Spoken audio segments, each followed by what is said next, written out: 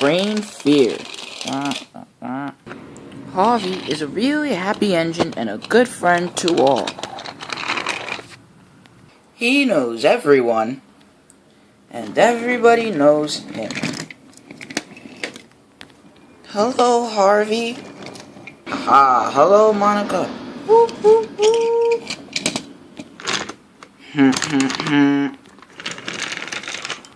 Harvey's even friends with Devious Diesel. And he is even friends with Deceitful Goliath. Hello, Harvey. Whoop, whoop. Haha. Hello, Goliath. Enjoy the rest of your day. One day, 3 new engines that Sir Topham Hatt had recently ordered from the New York Railway were heading to the island of Sodor. They had just made it through Vickerstown and were eager to get to Knapford. Their names were the Moon Train, Flora, and Cassandra. Flora, the tram engine, and Cassandra, the tank engine, were taking their time, but the Moon Train wasn't. He was very conceited. "I'm the fastest engine in the world," he said, and he speeded down the line. The pack were working in a field.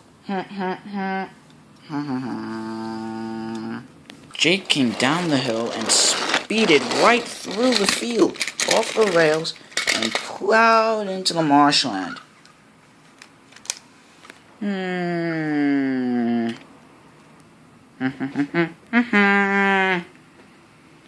The pack were each very astonished by what they had just seen.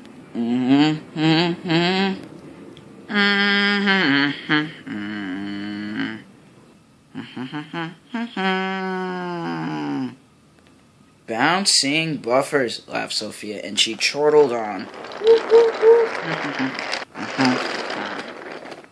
Sir Topham Hatt arrived at Broad Winston. What is going on here?" boomed the fat controller. "Jake, why have you plowed into this field?" Sir Topham Hatt boomed boomingly.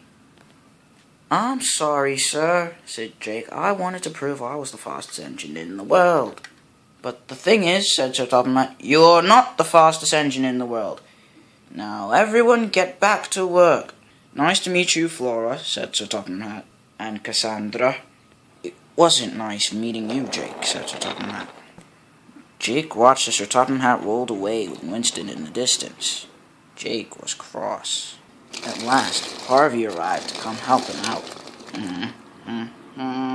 Flora and Cassandra were very eager to meet Harvey for the first time.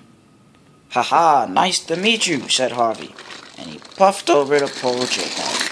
Jake wasn't eager to meet Harvey. He thought him a silly-looking engine indeed. "Pah!" he scolded. "Being rescued by this silly-looking engine? What nonsense!" Harvey looked hurt, but he continued to help Jake anyway. Flora and Cassandra were disgusted by what Jake said. "Jake, be nicer to this engine. He is offering to help you out now. He doesn't have to do this, you know." Jake rolled his eyes, temper lost. "Actually, I'm not offering," said Harvey. "The fat controller says I'm obligated to do this job. I must do it whenever he says I am told to." "Poor you," said Flora, "but you are brave, always rescuing rude and disrespectful engines like Jake." Jake didn't seem to care, and Harvey continued with the rescuing. At last, Jake was on the rails, and everyone was happy. Harvey hurried away. He wasn't happy. "Whack whistle," said Jake, and he steamed off. He had enough. "When will he learn?" said Flora. "I'll never know," said Cassandra. Harvey was feeling very bad about what Jake had said to him, and he was beginning to lose all of his confidence. His confidence flushed away from his funnel faster than he could puff steam. As Harvey continued his rescues after this last one at the lighthouse, he puffed around sadly in a slump. Harvey arrived at the yards. Lady and Thomas were about to leave. Thomas could see that Harvey was very sad indeed, but he just carried on with his work. "Oh no," said Harvey. Thomas saw how sad I was. I can't let him see me like that again. Said Thomas. I wonder what was going on with Harvey. I hope he's alright. The lady in the other engine saw that Harvey was acting strange too, but they carried on with their work, and they paid it no attention. Why did Jake have to make fun of me like that? Said Harvey.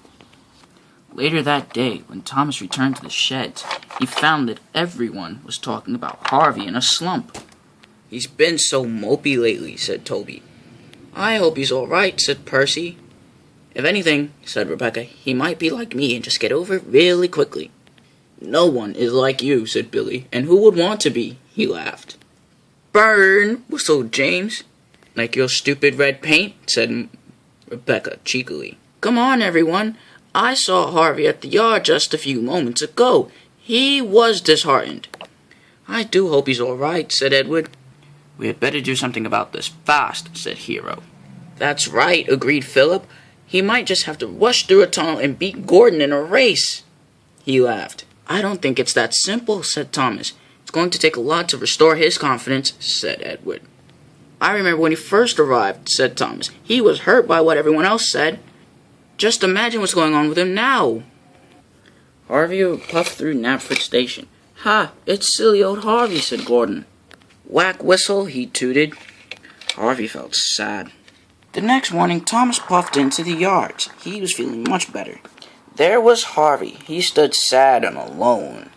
He felt like a stand-alone engine. Harvey, Harvey, tooted Thomas. When Harvey heard Thomas's whistle, he raced away. Woo, woo, woo. He's getting away, said Thomas. Edward, Edward, tooted Thomas. Harvey is running away and he won't listen. After him, said Edward. So they followed him quickly. Harvey, Harvey, stop, said Thomas. Wait, just listen, please, said Edward. Thomas, Annie, Carbo, and Edward followed Harvey to some sheds. Harvey tried to hide in the sheds, but Thomas and Edward followed him inside anyway. Harvey, what's the matter? Asked Thomas. It's just that the other day I was rescuing a new engine named Jake. He was making fun of me, and now I just can't seem to get right. I'm always making mistakes now. Harvey, said Thomas, you can't let what other people or other engines say or think about you get you down. It's what you think about yourself that matters, said Edward. Harvey listened to his friends, and that gave him a little more confidence. Thomas and Edward went back to work. I should go back to work too, he said. Later on, Boko and the other engines were helping to refix a line that had come loose during a storm. Jake came rushing by. I can't stop, he wailed. He roared past Boko and straight off the rails. Harvey arrived on the scene just in time. At last, he pulled Jake out of the muddy tracks. Jake was very grateful, but Sir Topham Hatt was very cross. Jake, I am beginning to think your coming here was a mistake, boomed the Fat Controller boomingly. But just then, Edward arrived. He had seen everything from afar. You see, Harvey, he laughed. There's always going to be someone you can talk to. And never forget, you are a really useful engine.